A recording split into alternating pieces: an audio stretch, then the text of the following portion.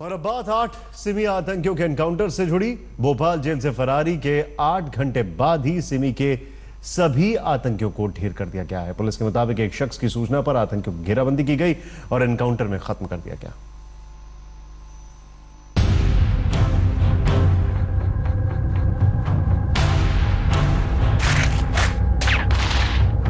Jail से भागे सिमी आतंकी ढेर,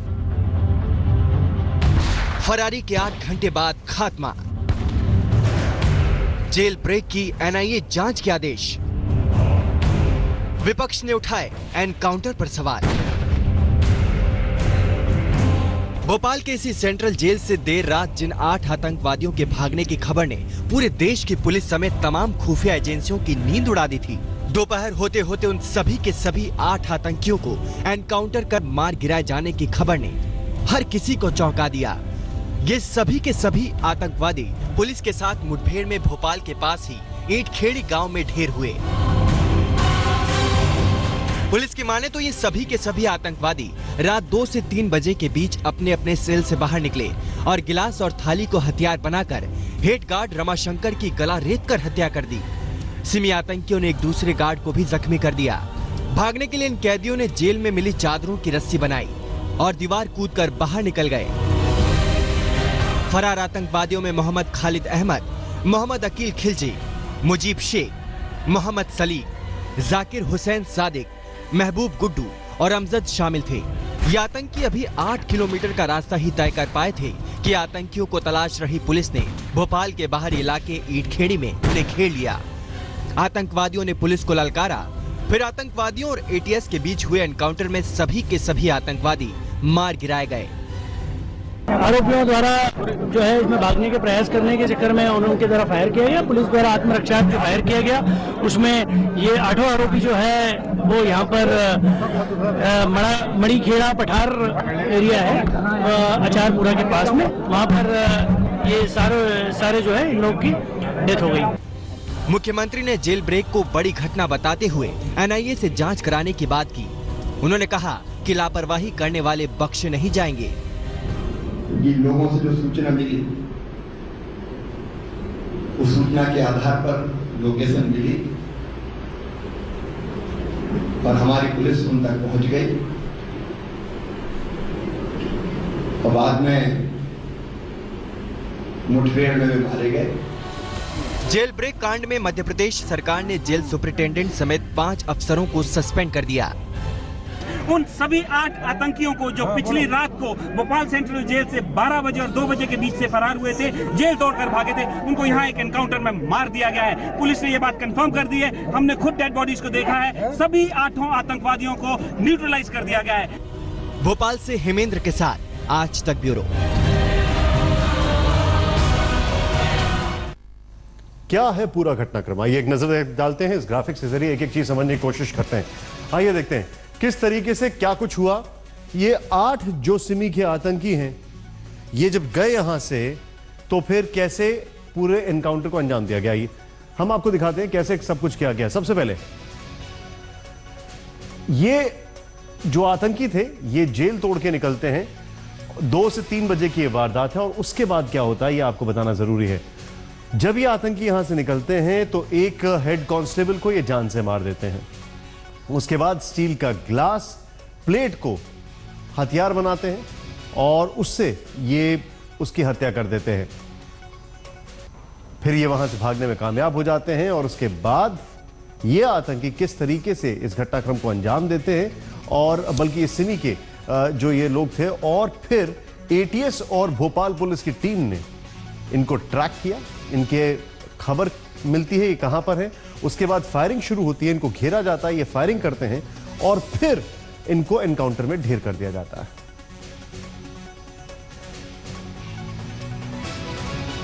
इस पूरे मामले में गौर करने वाली बात यह है कि खंडवा में जो जेल तोड़ के भागे थे उसमें और इसमें पैटर्न में काफी सिमिलैरिटीज थी। ये चीज काफी ज्यादा देखने योग्य है और ये एक अपने आप में एक बहुत स्ट्रॉन्ग मैसेज पुलिस ने देने की कोशिश की है, जिसके तहत इनको जल्द से जल्द पकड़ा गया और इनको एनकाउंटर कर दिया गया। एनकाउंटर की नौबत भी बताया जा रहा है तभी आई है जब इन लोगों ने खुद फायरिंग की। सिमी प्रतिबंधित छात्र संगठन है student Islamic movement of India जिसका नाम है, अप्रैल 1957 में यूपी के अलीगढ़ में बना, 2001 में राष्ट्र विरोधी घोषित किया गया। पहला अध्यक्ष जो था वो मोहम्मद अहमदुल्ला था। लोकतंत्र धर्मनिरपेक्षता के खिलाफ सिद्धांत। 30 साल तक के छात्र हो सकते हैं इसके सदस्य।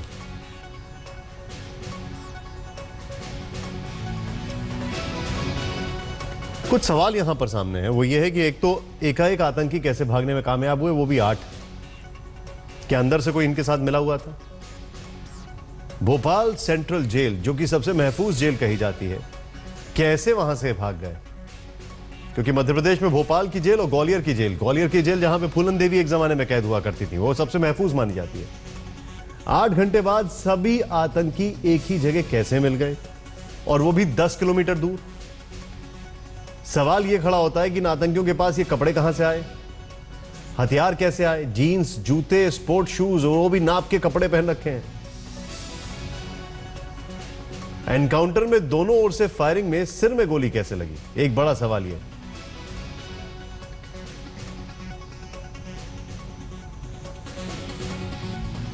बीजेपी सांसद और पूर्व गृह सचिव आरके सिंह ने सिमी आतंकियों के एनकाउंटर में मारे जाने पर खुशी जाहिर की। सिमी के आतंकियों के जेल से भागने और फिर मारे जाने पर बात करने के लिए हमारे साथ मौजूद हैं पूर्व गृह सचिव आरके सिंह जी।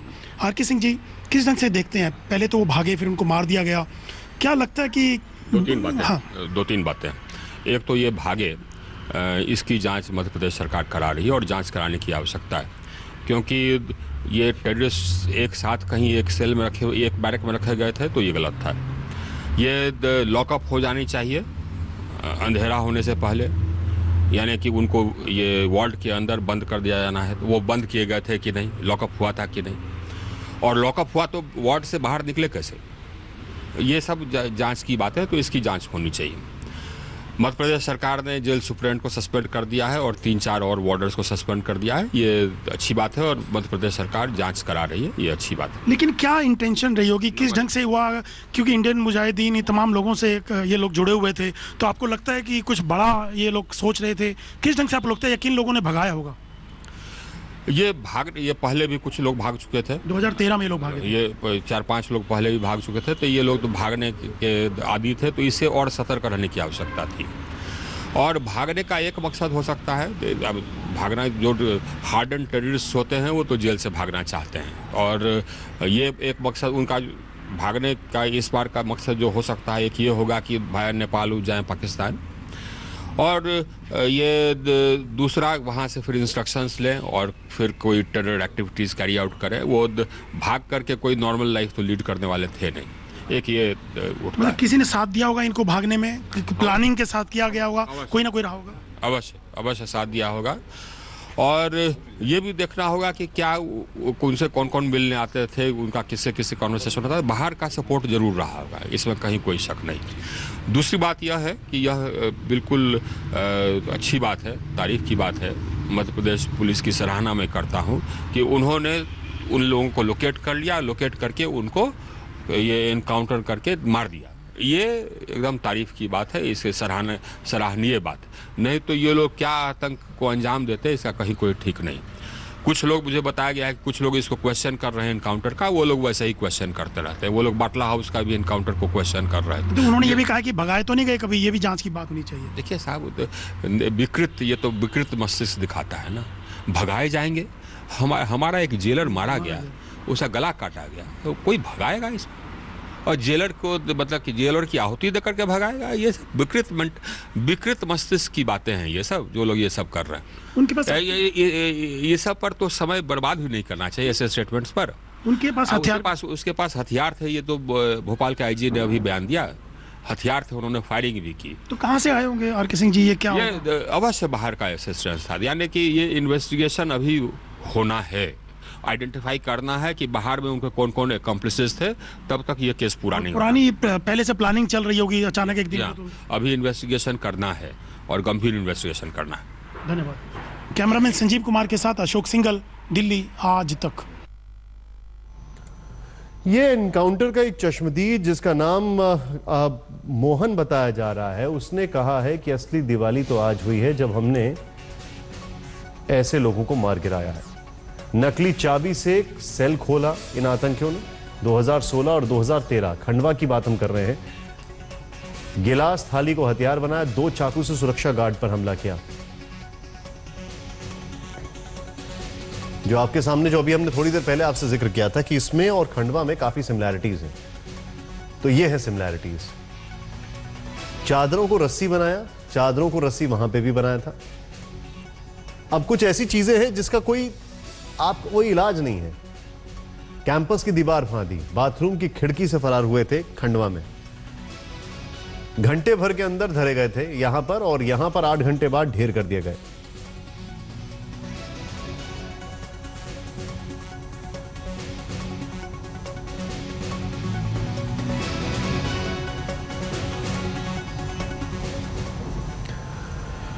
पूरी बात अगर समझी जाए तो किस तरीके से घटनाक्रम हुआ, क्या क्या हुआ, ये तस्वीरें आपको हम जो दिखा रहे हैं उन आतंकियों की हैं, सिमी के जो आतंकी हैं। और ये तस्वीरें आपको आज तक पर अभी दिखाई दे रही हैं, एक्सक्लूसिव तस्वीरें हैं, ये देखें आप। और किस तरीके से एनकाउंटर के बाद की ये तस्वीरें आपके सामने हैं। बताया जा रहा है कि इन आतंकियों, लेकिन एक सवाल है, अगर आप इनके वेशभूषा को देखें, इन आतंकियों को, हमने काफी कुछ मजाक कर दिया यहाँ पर, काफी कवर अप कर दिया, क्योंकि कुछ तस्वीरें आपको विचलित कर सकती थी। जो देखने वाली बात है वो ये है कि इनके पास ये जीन्स, अगर एक दो की आप जीन्स देखें तो एकदम नई जीन्स दिखाई दे रही है।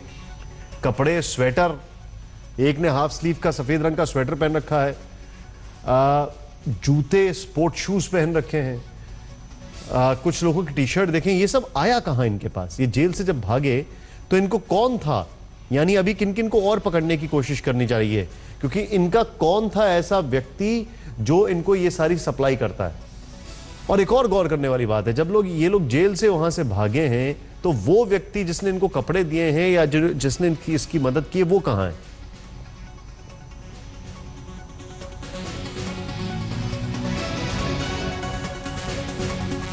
यह हैरान करने वाली बात है। हालांकि इस पूरे एनकाउंटर पर कांग्रेस ने सवाल खड़े कर दिए।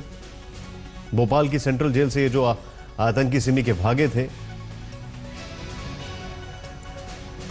लेकिन इस सब के बीच कमलनाथ जो है कांग्रेस के नेता, उन्होंने जुडिशियल प्रोब की इसमें मांग कर दी है। ये जो आतंकियों की तस्वीर हम आपको दिखा रहे हैं, सिमी के 8 आतंकी, इसमें से कुछ ऐसे थे जो कि खंडवा की जेल तोड़ वाले मामले में भी इन्वॉल्व थे, उसमें भी सक्रिय थे। यहां पर गौर करने वाली बात है, जो तस्वीरें आपके सामने हैं, इनको देखें आप। कुछ चीजें हमने यहां पे कवर अप कर दी है, जैसा कि हम आपको बता रहे हैं, लेकिन नई जीन्स, नई टी शर्ट, स्पोर्ट शूज, कुछ के हाफ स्लीव के स्वेटर कुछ ने पहन रखा है। कांग्रेस के नेता मोहन प्रकाश जी इस वक्त हमारे साथ हैं। सर, क्या कहेंगे आप पूरे एनकाउंटर पर? भाई देखिए, अभी अभी हम टीवी चैनल पर ये देख रहे हैं, अभी मेरे पास और जानकारी नहीं है, लेकिन इस देश के अंदर एक ही आदमी है जो आपको सही बात बता सकता है इस एनकाउंटर के बारे में, वो है श्री अमित शाह। क्योंकि वो अमित शाह जी देश में और जब गुजरात में थे तब इसके वो एक्सपर्ट माने जाते थे। तो बेहतर ये होगा कि आप उनसे पूछिए कि जो ये एनकाउंटर है वो सही है या फेक है या प्रायोजित है। सर, मैं सबसे पहले तो आपसे ये पूछना चाहूंगा कि क्या इस पूरे मामले में एनकाउंटर आतंकियों को किया तो राजनीति करना जरूरी है क्या? अभी या राजनीति का नहीं है, भारत एनकाउंटर पे सवाल पूछ रहा हूं, वो उल्टा सवाल दाग रहे हैं कि आप जाके अमित शाह, बीजेपी के अध्यक्ष से पूछें।